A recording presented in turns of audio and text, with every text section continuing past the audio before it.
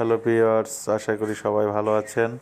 আপনাদেরকে আজকে শুরু থেকে শেষ পর্যন্ত কাপড়ের প্রতিক্রিয়াটা দেখাবো।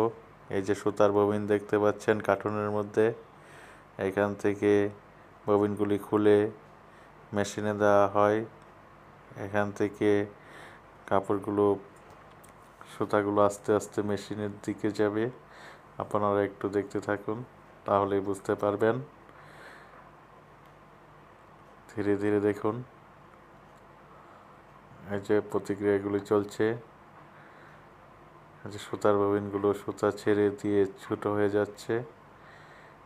কিছুক্ষণ পর এই যে খালি ববিনগুলি দেখতে পাচ্ছেন, এগুলো খালি ববিন। দেখতে থাকুন।